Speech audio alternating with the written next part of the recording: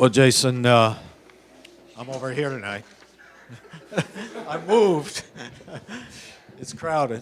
Yeah, Novak brings out everybody.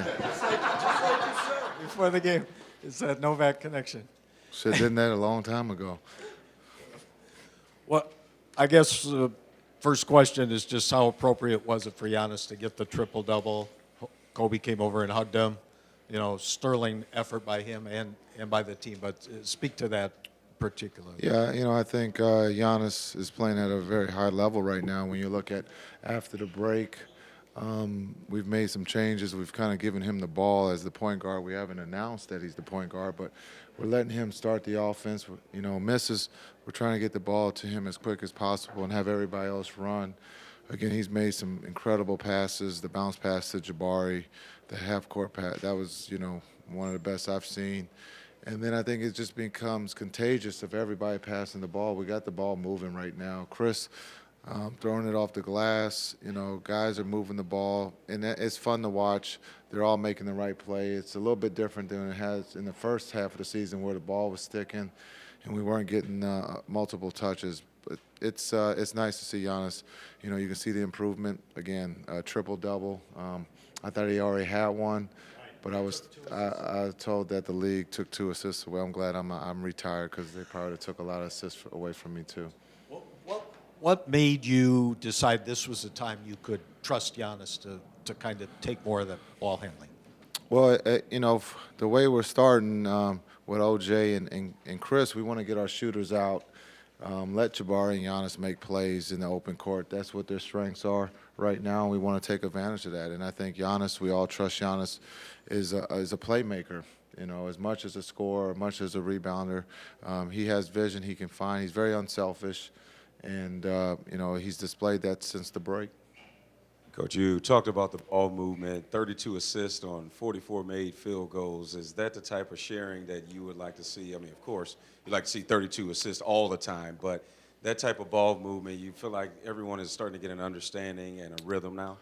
Yeah, I think trust, is a big thing, for a new group and a young group. Just trust in one another, and that ball again, I think it's moving as well as it has, all season. And also what helps, we make a couple shots. Again, Juice made some threes for us. Chris, maybe he's not shooting the ball as well, but he's doing other things by, finding an open guy. And I think Miles, he's going to go under the radar, but I think Miles has helped us, defensively, and then also being able to finish, at the rim. A lot of lobs. He showed that he has a little hook shot, but again, they trust Miles too. And then Moose and Michael, again, as I mentioned, since we made the change in the lineup, it just makes our bench, stronger. And for them to sacrifice, look, everybody wants to start, and those two have the right to say they should be starting, but we have no bench right now. Our bench is hurt, and with the move of those two guys, it takes, being unselfish and thinking about the team, and those two have done that for us. Jason, with all the attention on Kobe tonight, how much do you think your team fed off that extra energy in the building, especially Giannis with the kind words Kobe had for him? Yeah, I think, those were kind words by Kobe, and a hidden message for him to tell Giannis to take it easy on him. But we made sure that message was clear that he was setting them up, and Giannis understood that. But I think the big thing is, this atmosphere was kind of like Golden State, and the young team responded in a positive way. And, I think, again, you can break it off, and being a young team, one person can dominate, but I thought it was a great team effort. Coach, as you guys reset after the All-Star break, was there kind of a coming together on how you wanted to attack the final stretch of games? You really only had one kind of clunky stretch against Charlotte, but it's been pretty entertaining ball since then. Yeah, I think one is just understand we got to do it as a team. Our margin of error is very small. Again, as coaches, we always want more. Our fourth quarters haven't been stellar. We got to get better in that area. But I think putting ourselves in a position to win these last 4 games, and I understand we lost to Charlotte, but just learning from each game and being, prepared for the game plan and carrying the game plan out, I think they're doing a better job with that. Coach.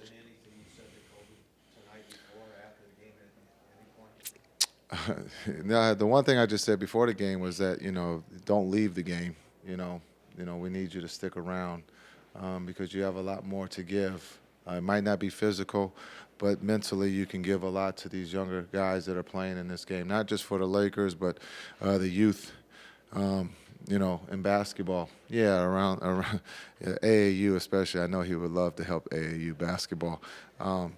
That's an inside joke. So yes. So, I think just understanding that he has, I think, more to give to the game. As much as he's given physically to the game, I think he can still help out mentally. Not saying he's going to coach, but I think he can help some of these younger guys out. I guess, Coach, going along with that, what do you hope that these young players learn or your players learn from a guy like Kobe from watching him play and possibly, from some of the things he may have said to them post-game? Well, I think just understanding he's the greatest, and to be recognized by one of the greatest to play the game is an honor. And, that torch is a heavy torch. But if you don't work hard at it, you can ask him. He puts in a lot of time. It just didn't happen overnight for him. And sometimes a lot of us coaches and media want the process to be skipped and become a star right away, but you have to go through the process. And he did that. He came off the bench in L.A. He didn't start right away. People don't remember all that. They just remember him being a star, but he had to pay the price and go through, playing on a veteran ball club. He had to come off the bench, and he paid his dues, and he waited his turn. You mentioned the lobs to Miles, and do you think that's kind of opened up the floor for Giannis and Jabari, or is it just not having Moose on the floor that makes them more aggressive? Because it kind of seems like we've seen a different version of those two with the switch to Miles from Moose.